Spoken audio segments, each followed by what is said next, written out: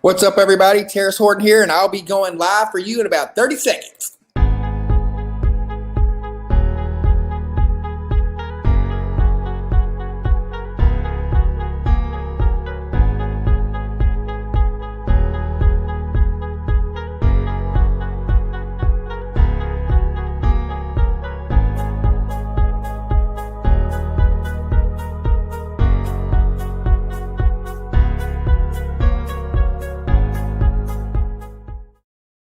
Good morning, everybody, and hope you're having a great day and get ready for this weekend, this great Labor Day weekend. If you're going to be around here, we got the fireworks going on. You got the Campbell County Fair going on. You got a lot of stuff going on that can keep you entertained over this Labor Day weekend. We got some beautiful weather. Speaking of weather, we're going to go in here to weatherbug.com and check out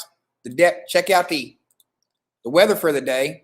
Today so far in Dayton, Kentucky, it's 59 degrees. The high is going to be 79 degrees with low humidity, daily rain, no rain today. Sunset's going to be at 8:07. I love sunsets. I love sunsets. Hourly.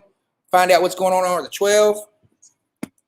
At 12 o'clock, 73 degrees. It's going to be 73 degrees today, and it's going to feel the humidity is 50. It's going to be a beautiful day. Beautiful, beautiful, sunny, 73 degree day. Going in here onto my phone to weatherbug.com app. Like I said, I like to go into the weatherbug.com app. It does the same thing, and you can go on the hourly. And you can download the weatherbug.com app from your phone. If you got an Apple or Android, it doesn't matter. Does not matter. Doesn't matter. What was I about to tell you? Oh, today we're going to be talking about cannabis. And the effects of cannabis has had a ripple effect. My programming, if you cannot tell, the people that go back and watch this, it's to teach. You know, I use my platform for comedy, politics, music, but for the majority of the time I'm trying to teach because I have a lot of friends on both sides of the spectrum. Yesterday, one of my friends asked me, they're like, so if this civil war goes on, whose side are you going to be on? I said, I'm going to be right in the middle negotiating for you clowns. You know what I'm saying? Because I got friends who are conservative, very conservative and Caucasian, and I got friends who are very liberal and who are white, and I got friends who are very liberal and who are black, and I got friends who are black and conservative. So I can fit right there in the middle, and I'll be negotiating for you clowns because if you, after this episode where I talk about how they have this guy named Harry Anslinger has taken cannabis and weaponized it against us and has been weaponized against blacks and poor whites for the past 90 to 100 years. They've used cannabis and this guy's hatred for black people that much. He hated black people and jazz music that much where he demonized marijuana to where it's got a long-lasting effect. This happened in the 30s, 40s, 50s, and it's still rippling effect until today. People talk about racism and things like that. What we need to do as a society, in my opinion, is we need to root out and properly vet these legislators that we put in place. That's the way that we can eradicate racism. We're not going to get rid of racism, getting mad at your buddy across the street for having a Confederate flag in his yard. That's not going to do anything to change racism. You're not going to change racism by supporting a black business that helps. You can come support my business all you want to. I love white people money. I love black people money. I love all money.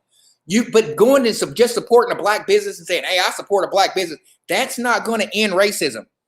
As a society, until we can root out these legislators and lawmakers, these bank lenders, these homeowner lenders, these redliners, all these people who really are affecting us in racism, that's whenever we can get rid of racism. Today, I'm going to go through this video about Harry Anslinger, and it's going to tell the story about what he did and the long-lasting ripple effects that he has had and his laws that he created. He created this whole war on drugs because he hated black people.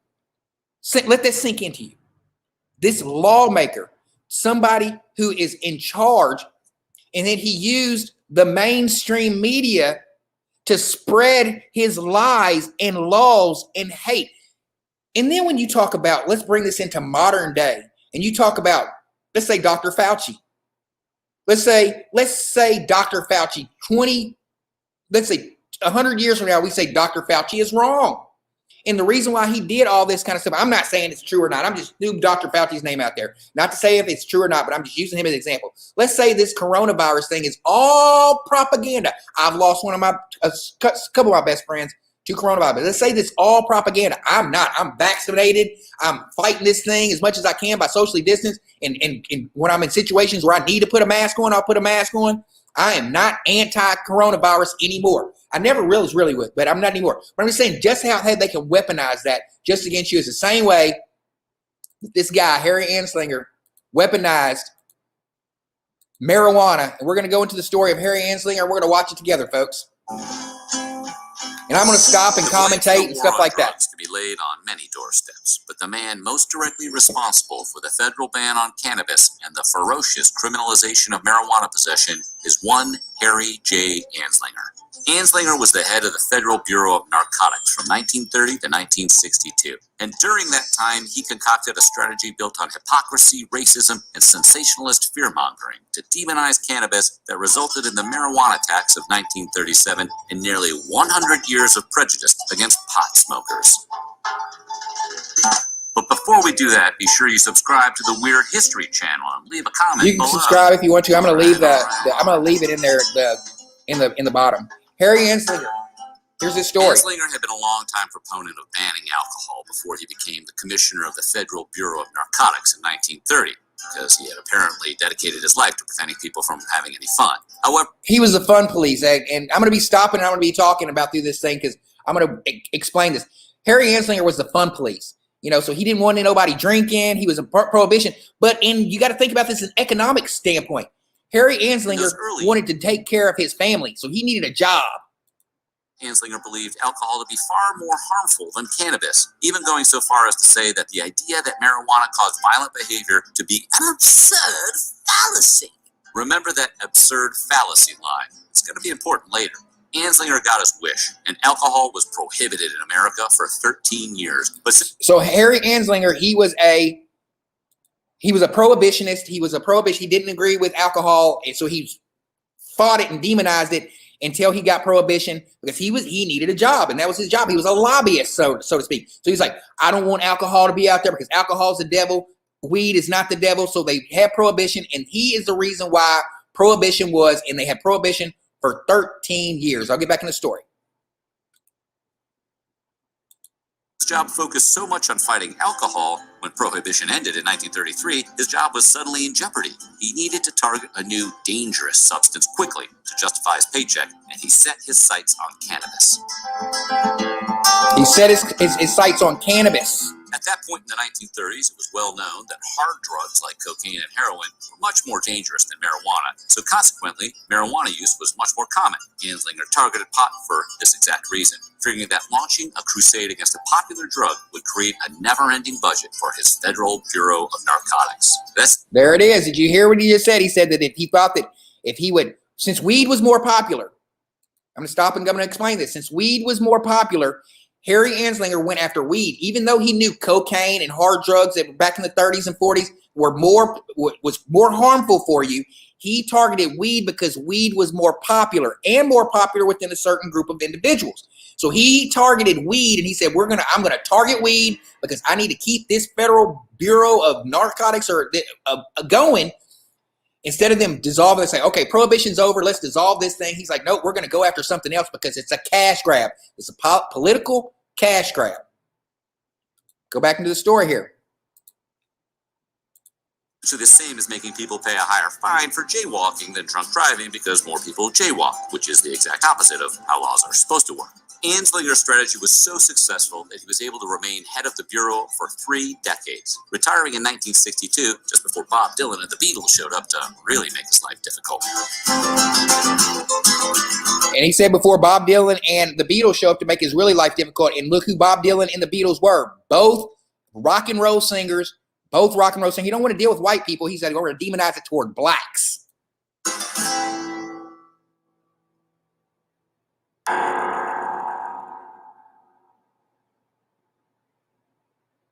Reefer Madness. You can watch the Reefer Madness. I think it's on Netflix. You can watch a story on Netflix, Reefer Madness, and how he used Remember this. How we mentioned Anslinger denounced reports of marijuana causing violent behavior as being the very height of absurdity? Well, as soon as he targeted cannabis to be the infinite cash machine for the Federal Bureau of Narcotics, he sought out those very same reports in order to justify his crusade. Anslinger kept gore files filled with violent crimes he thought he could link to the use of cannabis, including one woman who committed suicide by jumping from an apartment balcony and a boy who murdered his entire family with an axe. Marijuana has never been scientifically linked to violent behavior, so the two incidents could have just as easily been blamed on whatever the people in question ate for dinner. Well, meatloaf always makes me ornery. Or, more likely, them having a mental illness. Seems like maybe a department dedicated to the research and treatment of mental illness would be more helpful than throwing people in jail for smoking pot. But, Harry, you do you. You do you. This is where the war on drugs first started. We got to go all the way back to Harry Anslinger. The war, he wanted to make sure.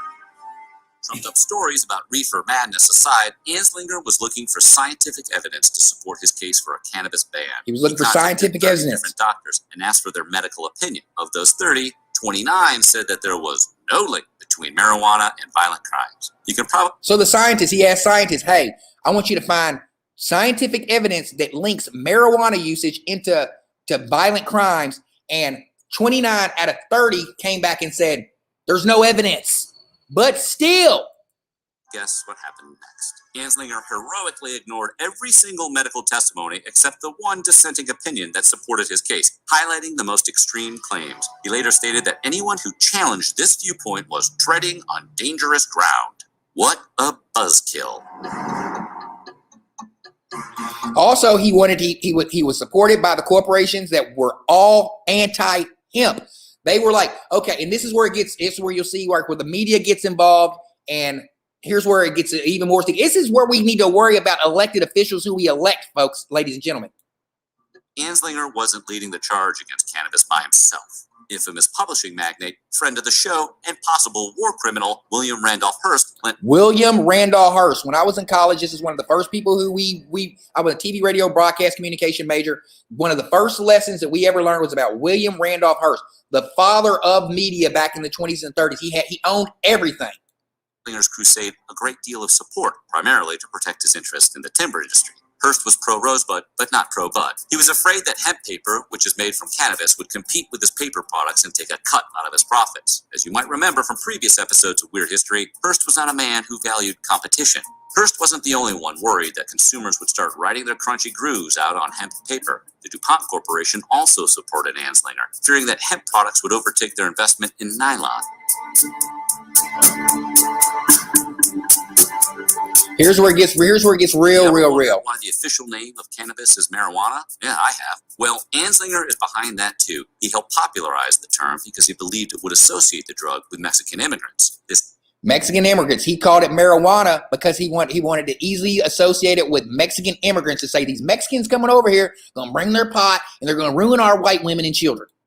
Nakedly racist strategy played on the xenophobia people were feeling about the southern border. It was one of the many ways Anslinger used prejudice to frame cannabis as an invading force out to corrupt white America. Look at that. He's going to corrupt white America and white America's ways through life. And they called it marijuana, and he used the media to do this. He used the mainstream media to do this. This is the oldest trick in the book. We keep falling for it. And it worked like a charm. Here's where he gets into black people. Anslinger was clearly not afraid to use racism to advance his campaign against marijuana, so you probably won't be too surprised to learn that he falsely branded cannabis use as an African-American problem. 1930s America was only too happy to agree with him, and his virulently racist rhetoric became one of the most effective tools in his arsenal. Whenever he used the racist, because you got to think of the 20s, coming out of the roaring 20s, when black people we got out of slavery, we were starting to rebuild ourselves. We were starting to get going. This is right before the 20s, the roaring 20s, Harlem Renaissance, Langston Hughes, Billie Holiday, the Cotton Club. Everybody black was getting together and dancing and creating new culture. This guy, Harry Anslinger, said, no fun for black people. We're going to cut you out right here.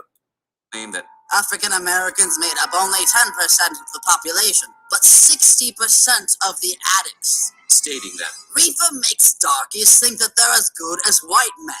Reefer makes darkies think that they're as good as white men. Keep in mind, this was coming from the head of a government public health organization, so The head of a government health organization. Come on now. words did as much damage as possible. Anslinger's racism pockets were pretty deep, and he wasn't afraid to empty them out in his quest to brand marijuana as a threat to society. Another one of his repulsive strategies was to appeal to irrational racist fears that cannabis use would tempt white women into having sex with people of color. Marijuana would tempt white women even to having sex with black men, as if they need any more coaxing. Oh, we're going to give them some joints so they'll come sleep with us. I know what happened. Let me come out here. I'm going to tell you about what happened with Harry Anslinger. I got a comment. He said a darkie. Keeley said a darkie. I can tell you what happened. I can tell you exactly what happened. Harry Anslinger's wife went out with her girlfriends. She went out with her girlfriends, and they went to the jazz club, and they were listening to Dizzy Gillespie and Count Basie. Heidi-ho.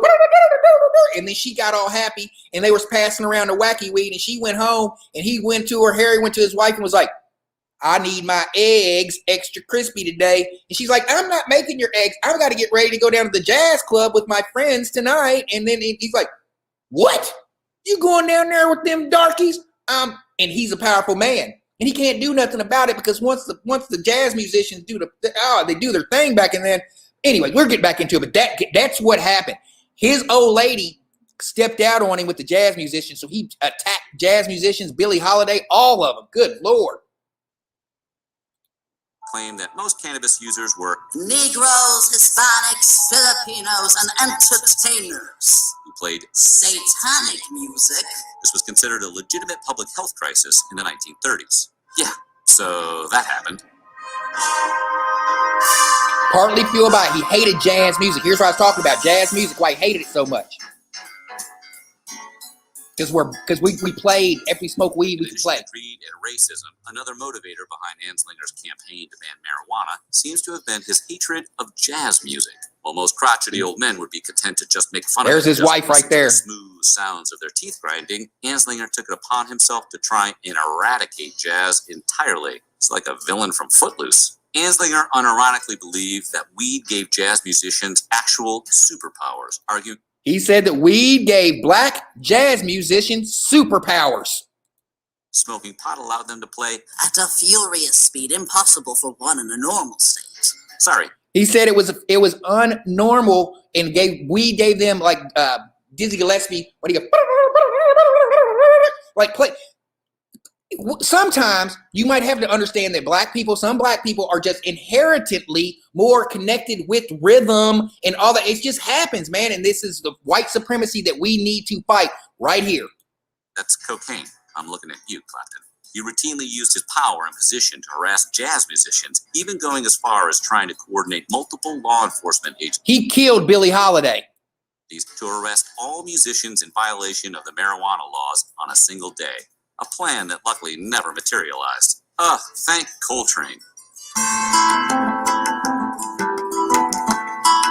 Anslinger relied on extreme hyperbolic language to push his agenda, and his rhetoric only intensified as he got older. He once said, No one knows when he places a marijuana cigarette to his lips whether he will become a joyous reveler in a musical heaven, a mad insensate, a calm philosopher, or a murderer. imagine partying with this guy. Hey, could we get Killjoy a fatty over here? Yeah. Some of his other greatest hits include suggesting that marijuana would scare Frankenstein's monster to death, that if you smoke pot, you'd likely end up murdering your brother, and that Marijuana is the most violence-causing drug in the history of mankind. Anybody know anybody that gets violent off pot? Zero scientific evidence. Zero. Most of the myths you've heard about marijuana can be traced directly back to Anslinger, so in a way, he's history's most successful hype man. Anslinger's role in creating the war on drugs is pretty clear, but he can also be credited with helping to create the prison industrial complex. Prison industrial Anslinger's complex role system, in hence possession locking of black people up. has led to the incarceration and exploitation of hundreds of thousands of people, in particular Millions. African Americans, a subject recently explored in the documentaries 13th and The House I Live In. Anslinger believed that drug addicts, including people who smoke pot, were beyond pity or treatment, stating that Doctors cannot treat drug addicts even if they wish to. he claimed that the only way to keep people safe was to Throw killer pushers into prison and throw away the key. Really, we should give smokers a Netflix subscription. Billie Holiday, this is what he did to Billie Holiday and Anslinger's killed her. racist campaign against marijuana and jazz music collided in the single-minded persecution of jazz legend singer Billie Holiday. Holiday Killed her. struggled for years against drug and alcohol addiction, and Anslinger hounded her every chance he could. In a truly ghoulish final act of pettiness and hatred, Anslinger had Holiday arrested for possession as she lay dying in a hospital of liver and heart disease. Arrested, She died handcuffed to her hospital bed, handcuffed to her bed by handcuffs confiscated, and an armed police guard at her door. Before she died, Holiday said of Anslinger's crusade, "Imagine if the government chased sick people with diabetes, put a tax on insulin and drove it into the black market, told doctors they couldn't treat them, then sent them to jail. We do practically the same thing every day in a week to sick people hooked on drugs." The selective enforcement of Anslinger's anti-drug policies is best illustrated in how he treated white celebrities with drug problems. Exactly. When he learned that the Wizard of Oz star Judy Garland Judy was struggling Garland. with a heroin addiction, he gave her some friendly advice on self-care before assuring her movie studio employers that she didn't have a problem. He somehow managed to do this without handcuffing her to a hospital bed. When he learned of the impending drug arrest of a prominent Washington socialite, Anslinger intervened and squashed it, arguing that it would destroy the unblemished reputation of one of the nation's most honored families. Evidently, one of the symptoms of being a tyrannical bigot is completely losing your sense of irony. Harry J. Anslinger strangely might be one of the most influential men of the 20th century, manufacturing the public animosity towards marijuana almost single-handedly with a campaign of greed, fear-mongering, and racism that we're still feeling the effects of today. And you can go back and you can watch that video sometime. It's on YouTube. I'll place a link in there. Garen says, you got to stop saying darky. I'm not saying it. He said it. That dude said it. Keelay comment. It said a part of hate will delete comment. They say the part of hate will delete the comment. Okay, here's the deal. Why is this relevant right now? Because everybody knows somebody who's been affected by the war on drugs, which started back in the 1930s with this Harry Anslinger dude who just did not like black people and was trying to provide for his family by creating this war on drugs in the 30s and 40s. And this guy stayed in power until the 60s. And he got out of power. And you see how he did. He handcuffed Billie Holiday, great Billie Holiday, to her hospital bed while she was going through withdrawal from heroin because he said addicts can't be helped. But then when Judy Garland, the lady from Wizard of Oz, he said she could be helped. Let's fast forward this to now. I'm talking about the reason why I'm having this programming, because I don't smoke weed.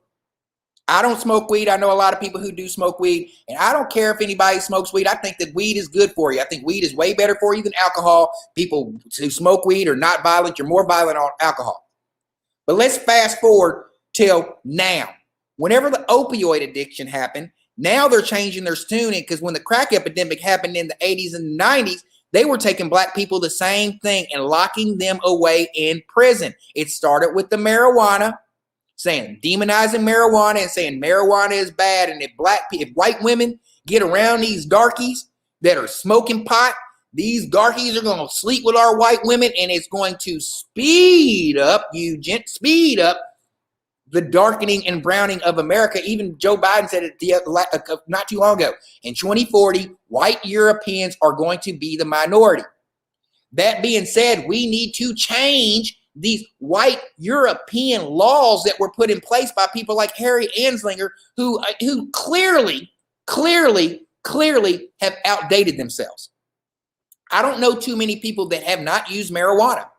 And we can all be safe to agree to say that marijuana is not a chemical or a weed, a natural plant that makes you more acceptable to drugs. Brandy's got a long statement. I'm going to get into Brandy's. Brandy, she wrote something. She always writes something long. I got to wait because So what we need to do now is we need to make sure that we are electing officials that understand how are we going to end racism if we don't get to the root of it. It's bigger than saying than your toothless friend that carries around a Confederate flag.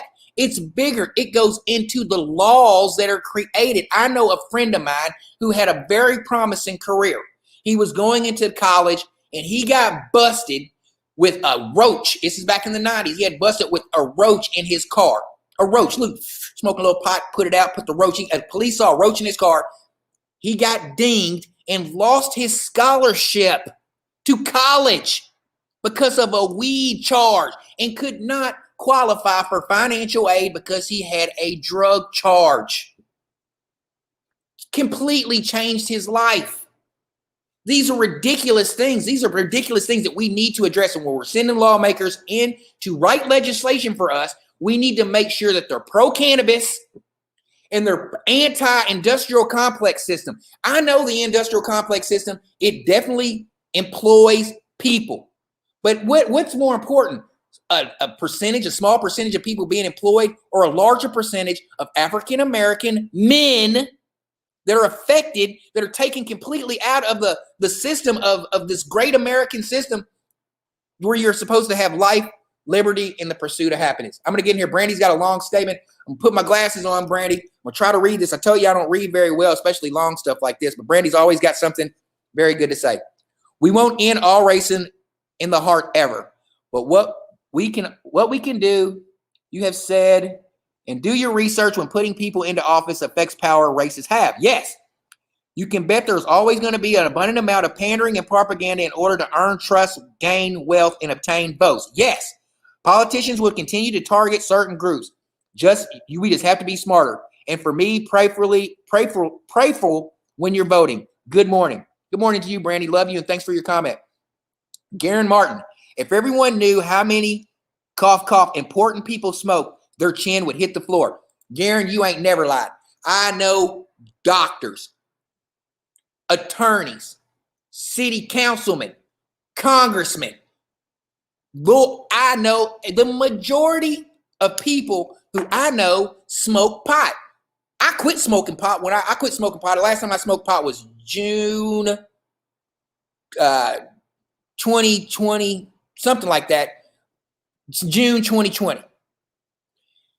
And I don't smoke pot no more. And one of my friends was like, and this is a funny story. It's a true story, but it's a funny story. We were getting into it when I first quit drinking. And I quit drinking. And everybody knows I quit drinking, quit smoking cigarettes, all that kind of stuff. It's been like 3 years. Congratulations, pat on the back, blah, blah, blah. And this dude, he got mad at me. And he's like, because his girlfriend told him, he's like, why don't you quit drinking like Terrace did? And then he got mad at me. And he was like, and he was on the phone with me. He's like, you act like you're all high and mighty. You act like you're this and you're that. And you still smoke weed. And we were going at it. I looked at him. I said, look here, MFer. I don't smoke weed. I eat it.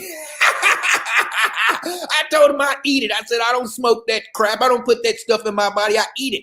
Because I don't see anything wrong with medically prescribed marijuana. I'm going to take it a step further. I don't see anything wrong with recreational marijuana use. I don't see anything wrong if somebody wants to take cocaine and stick it up their nose or you deal with what you want to deal with and you do what you do. Let's fast forward to right now in this society right now when the opioid epidemic came really, really popular and it affected the white community. The crack epidemic affected the black community. So what did they do? Lock people up for possession of crack. Joe Biden was like, if you got a crack or you're a menace to society, we're going to lock you up. How many black people you know were affected by crack cocaine and the war on drugs in the 90s that affect a ripple effect, take fathers out of the home? But then when the opioid epidemic happens and it affects white people, what do? You see these methadone clinics popped up everywhere because they want to help when it comes to certain communities. You want to end racism? We want to end racism. We're going to have to end racism, not just in our heart. We got to end it in legislation because it's legislated in the police officers are there to uphold the law that these racist legislators that we put in office get in there. We have to make sure on our local level, we are not putting any racists into office. That's the only way we're going to end racism. This is my time today. Asktarrishorton, the most interesting man in the Commonwealth of Kentucky. I'm going to keep bringing you very, very interesting, off-the-cuff topics you're not going to see on mainstream media that's going to invoke thought. It's going to make you think. It's going to make you think, and you're going to look at your brother a little bit different after this programming. If you sit and you watch this programming for at least another 6 months to a year, you're gonna see something from a different perspective. I love every last one of you guys. Have a good weekend. Weather's supposed to be amazing. You're going down to the fireworks. Take care. Be careful. If you're going to Campbell County Fair out there, be careful out there. There's going to be people walking on the side of the road. You don't want to hit nobody. Everybody, Take care. God bless you guys. I appreciate everybody for rocking with me. My TikTok has blown up. If you haven't been on TikTok and you haven't seen my TikTok, you're really missing out. I got like 10,000 plus views on. I mean, come on, man. Let's get it. Peace out, guys.